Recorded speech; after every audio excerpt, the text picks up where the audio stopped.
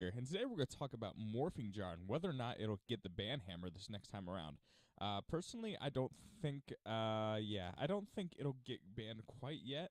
It possibly could, but the thing is, I think currently it's kind of healthy for the metagame.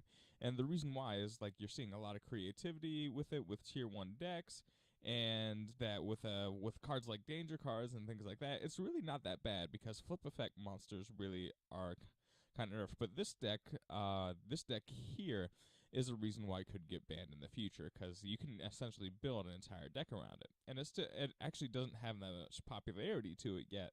But I think a lot of people still do remember the empty jar.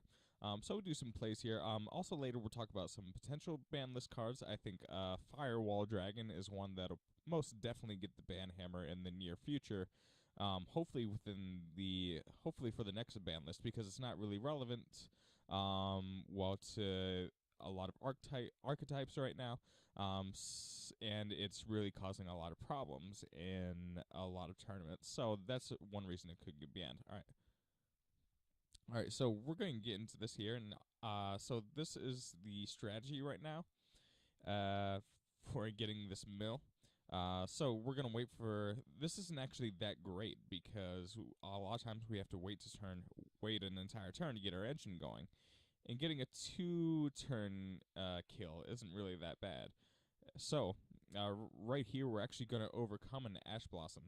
There was actually a misplay there with the Ash Blossom, but not that big of a deal. So he plays the Ash Blossom, and then we're able to get the engine going.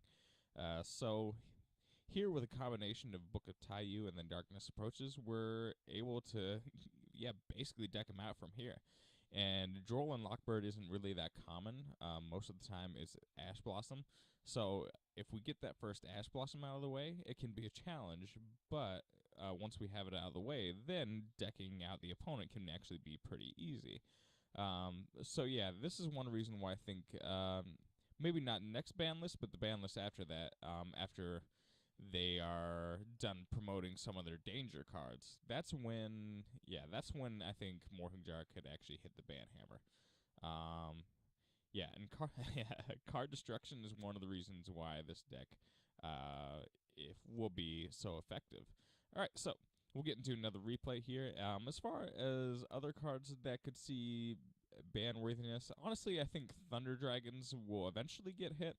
Not the next ban list, but Thunder Dragons right now, it's definitely pretty OP in my opinion. Thunder Dragons, the thing is, it just gets that ridiculous looping effect to where you can basically take away your opponent's entire board, and I think that's going to be problematic for the metagame. There's a few other cards people are calling for to get banned. But I'm not going to go over all of them. I'm just going to go over the ones that seem likely to get hit.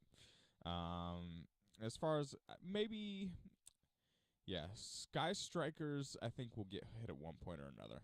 The thing is, they already did get hit once, but the effect of Widow Anchor is really easy to activate, and right now, obviously, Konami has a problem with Change of Heart. If Konami has a problem with Change of Heart and basically stealing your opponent's monster for free, well, Widow Anchor really isn't that hard to set up, and you get 3 copies into your deck.